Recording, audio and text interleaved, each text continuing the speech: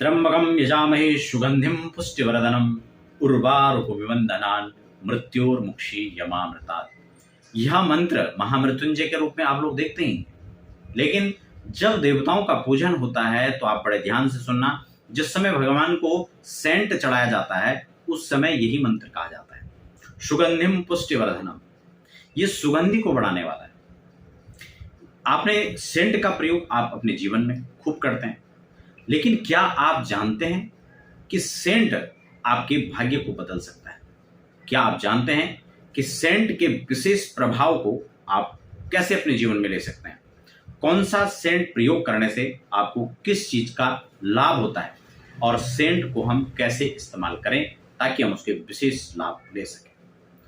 आइए इस चर्चा को हम शुरू करते हैं। मैं हूं आपके साथ देवभूमि ऋषिकेश उत्तराखंड से आचार्य आशीष। आप भी कमेंट बॉक्स में अपना नाम या अपने शहर का नाम लिखकर हमारे कार्यक्रम का एक खास हिस्सा बन सकते हैं। सेंट की जब बात आती है तो हम अलग अलग प्रकार के सेंट को प्रयोग करते हैं। ब्रांडेड सेंट सब यूज करते हैं, परफ्यूम अलग अलग प्रकार से लेते हैं, लेकिन वह अगर हम प्रयोग करते हैं और उसकी अपेक्षा यदि हम शुद्ध रूप से गुलाब, केवड़ा, चंदन, अगर इस प्रकार की सुगंधियों को हम अपने जीवन में लाते हैं तो हमारे जीवन की सुगंधि को बढ़ा सकते हैं। हमारे जीवन में अलग अलग हमारे दैनिक जीवन से जो घटनाएं हमारे जीवन से करीब से जुड़ी हुई हैं उसका एक विशेष प्रभाव लौट कर आ सकता है। जीवन में कहीं ना कहीं दाम्पत्य जीवन की समस्या हो, बिजनेस, व्यापार, कैरियर को लेकर समस्याएं चल रही हो, या फिर कोई विशेष कामना आपके समीप से गुजर रही हो, बनते बनते काम रुक जाते हो, उनमें अड़चने आ रही हो, संतति पक्ष को लेकर चिंता हो, ऐसे बहुत सारे बातें, बहुत सारे प्रश्न हो सकते हैं। हम बात करेंगे यहां पर इन सुगंधित पदार्थों के उपयोग को लेकर। अगर मैं आपको कुछ यहां पर खास ऐसे कुछ उपाय भी आपको बताऊंगा कि आप एक पर्टिकुलर एक सुगंधि को लेकर आप किस प्रकार से, किस विधि के साथ उसको उपयोग करें, क्योंकि आम तौर पर हम इसका प्रयोग करते तो हैं, लेकिन हम अपने वस्त्रों पर इसको ऊपर से छिड़क लेते हैं और उसके बाद हम चल पड़ते हैं। लेकिन मैं कुछ खास उपाय के साथ यहां पर आपको बता रहा हूं। जब हम सेंट की बात कर रहे हैं तो इसमें गुलाब का जो परफ्यूम है वो अपने आप में काफी महत्वपूर्ण है। वैसे कोई भी सेंट जो है ये सुगंधित पदार्थ है और सुगंधित पदार्थ अपनी ओर खींचता है। वह एक आकर्षण हो सकता है उसमें, और वह आकर्षण के जो ग्रह माने जाते हैं वो नवग्रह व्यवस्था के अंदर शुक्र देव को माना गया है। शुक्र हमारी जन्म कुंडली का वह एक विशेष ग्रह है जो आपके दाम्पत्य जीवन का सुख, जो आपको लग्जरी लाइफ का सुख, जो आपको आप अट्रैक्शन जिसको कहते हैं, आकर्षण जिसको कहते हैं, एक लगाव की बात जहां पर आती है, ये शुक्र ग्रह के आधिपत्य में आता है। बिजनेस, व्यापार से जुड़े बहुत सारे बिजनेस ऐसे हैं जो पर्टिकुलर शुक्र के क्षेत्र में ही आते हैं। उसमें ब्यूटिशियन हो या फिर डेयरी का प्रोडक्ट हो या फिर गारमेंट्स से जुड़ा हुआ व्यापार हो, ये खासकर इसके इर्द गिर्द होते हैं। ऐसे में डायमंड्स की हम बात करें या फिर डायमंड से जुड़े हुए चीजों की बात करें, जहां ज्वेलरी की खासकर बात आती है, वहां भी शुक्र के आसपास में यह चीजें नजर आती हैं। अगर आप इनसे जुड़े हुए काम करते हैं या इनके साथ मिलकर आप कुछ काम करते हैं तो आपके लिए भी यह वीडियो खास हो सकती है। और दैनिक जीवन में जो लोग सेंट का प्रयोग करते हैं और इन समस्याओं से भी जो जूझ रहे हैं उनके लिए कैसे यह लाभकारी सिद्ध हो सकता है, आज हम इस पर चर्चा करेंगे। सबसे पहले हम बात करेंगे धन और व्यापार की वृद्धि के लिए, लक्ष्मी की प्राप्ति के लिए। आज जो मैं आपको उपाय बताने जा रहा हूं, जिस प्रकार से सेंट की व्यवस्था को बताने जा रहा हूं, वह वास्तव में आपके लिए काफी अच्छा हो सकता है। अभी हम व्यापार से जुड़ी हुई कुछ बातों को कर रहे थे। हालांकि बुध के क्षेत्र में बुध व्यापार के कारक माने जाते हैं, लेकिन शुक्र भी इसमें कारक माने जाते हैं। आपको जो है दो पक्ष जो महीने में आते हैं, एक चंद्र पक्ष आता है यानी कृष्ण पक्ष जिसको अंधेरा कहते हैं, और एक शुक्ल पक्ष आता है जिसको उजाला पक्ष कहते हैं। शुक्ल पक्ष के शुक्रवार को ही किसी भी महीने में हो सकता है, शुक्ल पक्ष होना चाहिए, शुक्रवार होना चाहिए। गुलाब और चंदन का संयोग आप कर सकते हैं, या गुलाब या फिर केसर, समझ रहे हैं?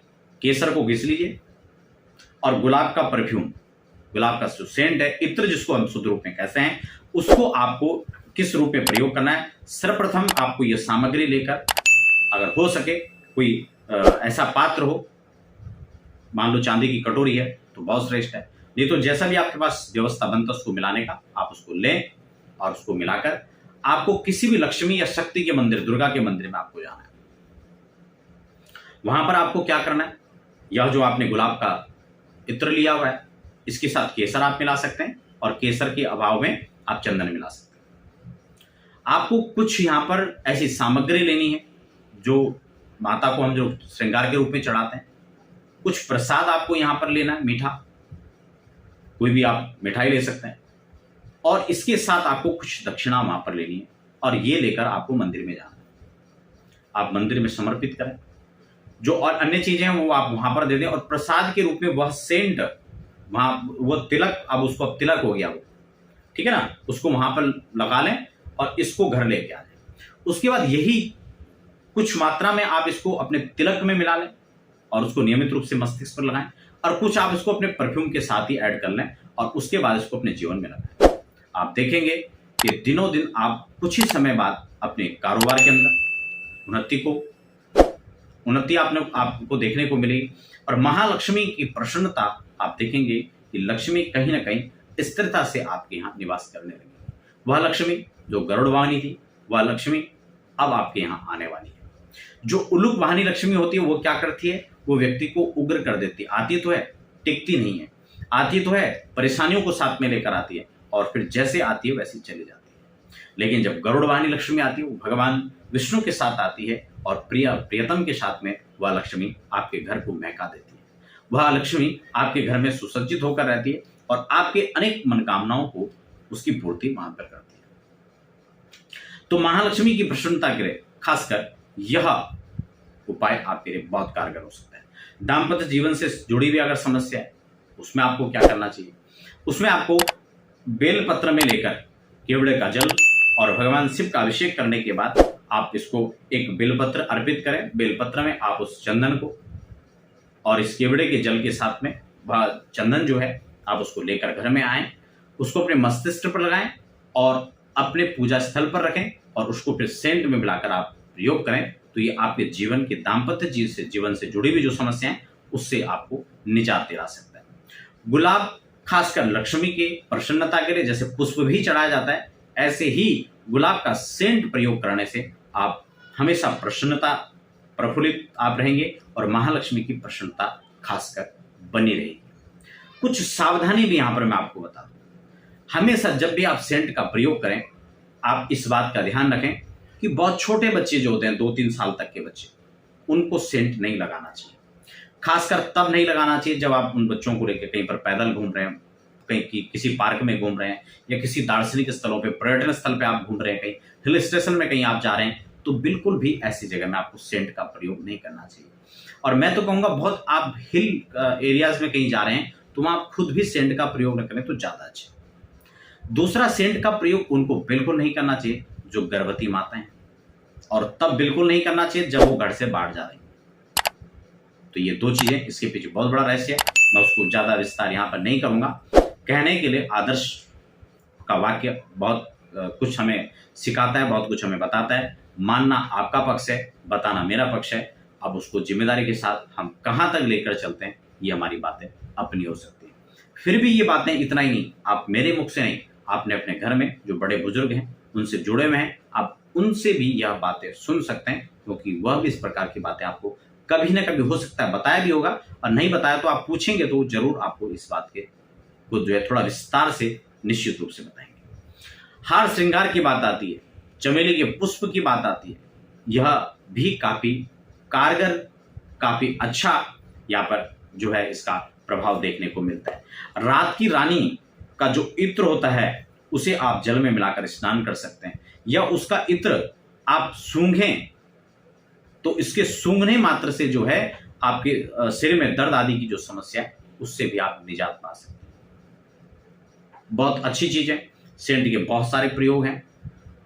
अगर आपको हमारा कार्यक्रम अच्छा लगा तो लाइक करना बिल्कुल ना भूलें, वीडियो को आगे भी शेयर कर सकते हैं, चैनल को सब्सक्राइब नहीं किया तो अभी तक सब्सक्राइब भी कर सकते हैं। और हाँ, आगे आने वाले समय में अगर आप चाहेंगे मुझे कमेंट बॉक्स में लिखें, मैं सेंट को लेकर के बहुत विस्तारित चर्चा आपके साथ करूंगा और अलग अलग सेंट के अलग अलग प्रयोगों को भी आपको बताऊंगा और उनके लाभ को लेकर भी चर्चा करूंगा। तो फिलहाल आप सभी बने रहें और मुझे फिलहाल दीजिए इजाजत। धन्यवाद।